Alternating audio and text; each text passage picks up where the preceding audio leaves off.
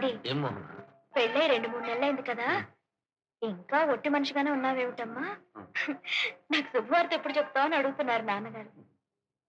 మరేం పర్వాలేదు. మా ఆయన గట్టి మనిషి. మేము ఆ పని మీదే ఉన్నాం చెప్పు. వేళకోళం కాదండి. శుభవార్త ఎప్పుడు చెప్తాం మనం? అయితే ఈ రోజు ఆఫీసు సెలవు పెట్టేసి ఇంట్లోనే ఉండి ఆ శుభవార్త రేపే చెప్పేద్దాం. చాలా ఊరుకోండి, ఆఫీస్ టైం అవుతుంది. పదండి. హలో, ఎవరు? అవును గురువా, నీ అనుమానం నిజమైంది. మన క్యాసెట్ డూప్లికేట్ చేసి మార్కెట్లో రిలీజ్ చేస్తుంది బులిబస్ అయ్యి. నేను ఆ టావరాన్ని కనిపెట్టా. ఓహో, అలాగా. అయితే ఇప్పుడే వాడి సంగతి తెలుస్తాను. లాభం లేదు పెద్దరెడ్డి. ఆ సూర్యంగాడు అమ్మాయికి మొగుడు కాదు, మన దొంగ వ్యాపారాలకి యముని తీసుకొచ్చి పెట్టాడు. ఈ అల్లుడు గిల్లుడు ఎక్కువైపోయి మనల్ని షేక్ చేసి పారేస్తున్నాడయ్యా. ఈ అల్లుడు గిల్లుడు అప్పుడేం చూశావు? గిల్లిన చోట గిల్లకుండా ఒళ్ళంతా చిల్లులు పడేటట్టు జల్లెడ చేయాలిగా. అల్లుడు గారు అడుకోకుండా వచ్చారు. డూప్లికేట్ క్యాసెట్స్ తయారు చేసే ఇలాంటి కేట్ నాయాలని తేలిగ్గా వదలకూడదనిపించింది. భక్తి గీతాలను, భగవద్గీత శ్లోకాలను, త్యాగరాజ కీర్తనలో కూడా కల్తీ క్యాసెట్స్ తో కలిపేసినందుకు నీకు గుండు గీసి కొండెక్కించమని ఆ 7 కొండల వాడి శాసనం. గట్లనా?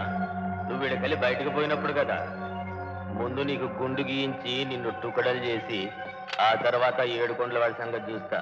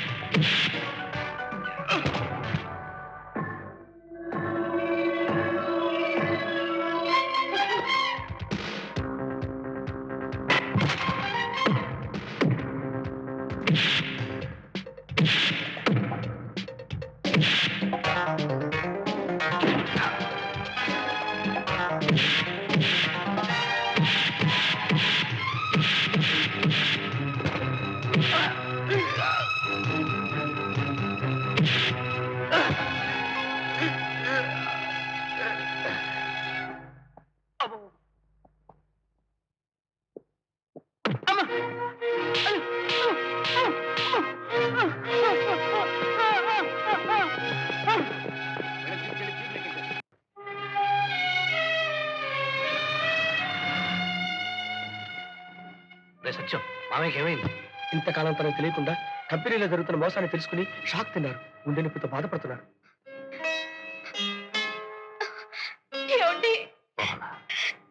కంగారు పడకు. మామయ్యకి ఎలా ఉంది డాక్టర్? ఆయన ఎలాగైనా ఒప్పించి అమెరికా పంపించి ఏర్పాటు చేయండి. వెంటనే బైపాస్ సర్జరీ చేయకపోతే ఆ తర్వాత వచ్చే ప్రమాదం నుండి ఎవరూ కాపాడలేరు. అలాగే డాక్టర్, కంగారు పడకు. రేపే నిన్ను మామయ్యను అమెరికా పంపి ఏర్పాటు చేయిస్తాను. కొండలలో నెలకొన్న కోనేటి రాయడువాడు, కొండలంత వరములు గుప్పెడువాడు. కొండలలో నెలకొన్న కోనేటి రాయడువాడు. ఆడు శత్రువైనా ఆ గోపాలంగాడు గొంతే గొంతురా. ఆ గొంతు ఎప్పుడు కొయ్యాలా అని చూస్తున్నా. ముందా టేప్ రికార్డర్ బంజావాయ్. వాడి మాట విన్నా పాట విన్నా నా దిమాగ్ ఖరాబ్ అవుతుంది. నీకే కాదు, 3 నెలలు మంది అంతా జైల్లో పెట్టించాడే. నా ప్రెస్టేజ్, నా పరువు, నా జంటలను తను అన్ని చేయగలే. ఈ టౌన్ పుట్టినాక నన్ను కొట్టే మొనగాడే పుట్టలేదు. ఈడు పుట్టాడు నా చేతిలోకెళ్ళి సావడానికి. అందుకే మన జాకీ గారిని ఆడి మీదకి ఎంక్వైరీకి పంపి ఆడు కూపి లాగమని చెప్పి నేను జైలుకి వచ్చిన. హలో మోహన, నేను గోపాల్ని. ఆపరేషన్ బాగా జరిగిందా? Good, very good. నేనా? నాకే ప్రదక్షిణం నిన్ను నీ మాటలు గుర్తు చేసుకుంటూ ఇలా కాలం గడిపిస్తున్నాను. అన్నట్టు మోహన, నీకో శుభవార్త. మనం చేరబోయే కొత్త ఇంటికి అడ్వాన్స్ ఇచ్చేసాను. నువ్వు ఇండియాకి రాగానే మంచి రోజు చూసి గృహప్రవేశం చేసేయాలి. వెంటనే మీ నాన్నగారిని తీసుకుని ఇండియా వచ్చేయాలి. Okay, bye.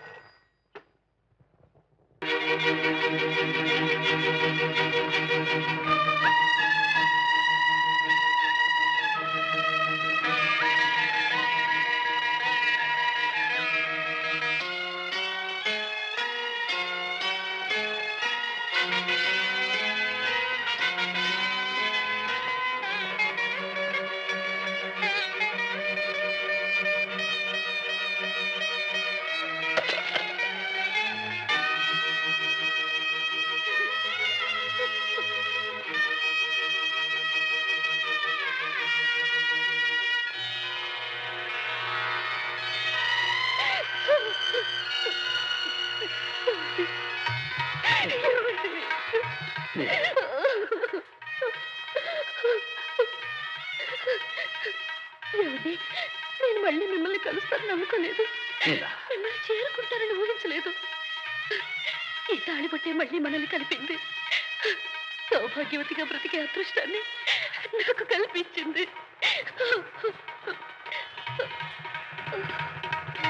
నీలా, నీలా, నీలా, అమ్మా, నీలా.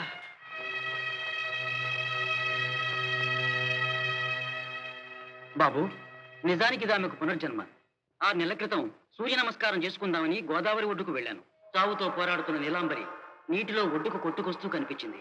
కొన ప్రాణంతో ఉన్న ఆమెను మా ఇంటికి తీసుకువెళ్ళాను. అప్పుడప్పుడు ఉలిక్కిపడి లేచి కెవ్వున కేక వేస్తూ కుప్ప కూలిపోయేది. డాక్టర్ని తీసుకొచ్చి వైద్యం చేయించాను. 3 రోజులైనా ఆమెకి స్పృహ రానిలేదు. స్పృహ వచ్చాక కూడా తానెవరో ఏమిటో ఎందుకు నీటిలో కొట్టుకొచ్చిందో ఆ వివరాలు ఏమీ చెప్పలేకపోయింది. 3 నెలల తర్వాత రేడియోలో వస్తున్న నీ పాట విని మామూలు మనిషి అయింది. తన పేరు, ఊరు, నీతో జరిగిన తన పెళ్లి విషయం అన్నీ వివరంగా చెప్పింది. అంతేకాదు బాబు, లాంచీ ప్రమాదంలో తన తండ్రిని కూడా పోగొట్టుకున్నానని చెప్పింది. మిమ్మల్ని డాక్టర్ గారు పిలుస్తున్నారు. డాక్టర్ సార్, చావు నుంచి తప్పించుకుని తన వాళ్ళని కలుసుకున్న ఆనందంలో వచ్చిన షాక్ ఇది. కొంతకాలం ఇలాగే ఉంటుంది. ఆమెకు ఆనందం కలగజేస్తూ వీలైనంత సంతోషంగా ఉండేట్టు చూడండి. తట్టుకోలేని ఏ విషయాలు విన్నా మళ్ళీ ఆమె ప్రాణానికే ప్రమాదం రావచ్చు.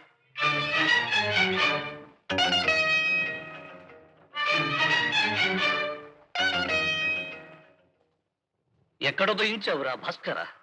నా జీవితానికి తూర్పెటో పడవరేటో తెలియకుండా చేశావు. నిన్ను చూస్తుంటే నా గుండె ట్యాంక్ బండ్ అయిపోతుంది గురు. ప్రపంచంలో ఒక పెళ్ళంతోనే పడలేక మోకాళ్ళతో జుట్టు పీక్కుంటున్నారు. సింగిల్ సరస్వతితోనే మెయింటైన్ కావడం కష్టమవుతున్న ఈ రోజుల్లో డబుల్ సరస్వతులతో ఎలా వేగుతావో, ఎలా మోగుతావో. అనవసరంగా టెన్షన్ పెట్టి నాకు బీపీ తెప్పించొద్దు. ఈ ప్రమాదం నుండి తప్పించుకోవడానికి నాకేదో బోర్డు సలహా చెప్పు. అయితే నాదో బోడి సలహా. నీకు పెళ్ళైనట్టు నీలాంబరితో చెప్పే. ఇది నిజంగా బోర్డు సలహా. అసలే నీల చావు బ్రతుకుల నుండి బయటపడింది. ఆ షాక్ నుండి తేరుకోకముందే ఈ విషయం తెలిస్తే విచ్చిదైపోదు. పోనీ మోహన్ రాగానే నీకింతకు ముందే నీలాంబరితో పెళ్ళైపోయి చెప్పే. ఇది నీ రెండో బోర్డు సలహా. మోహన ఎంత పట్టుదలగల మనిషో నీకు తెలుసు. నీలతో పెళ్ళైనట్టు ఆమెకు తెలిస్తే విరక్తితో గృహిణి ఆత్మహత్య అనే హెడ్ లైన్స్, దాని పక్కనే మోహన ఫోటో, ఇంతే సంగతులు. పోనీ ఇద్దరిని కలిపి కూర్చోబెట్టి జరిగిందంతా చెప్పే. ఆ తర్వాత ఏం జరుగుతుందో చూద్దాం. పిచ్చి నీకు పడుతుంది, ఆత్మహత్య నేను చేసుకుంటాను. అయితే రాబోయే ప్రమాదాల నుంచి ఆ దేవుడే నిన్ను కాపాడాలి. భాస్కరా, ఇప్పుడే ఉదయించావు. నీలకి దైవభక్తి చాలా ఎక్కువ. ఆమెను ట్రాక్ లో పెట్టే సరికొత్త ఐడియా వచ్చింది.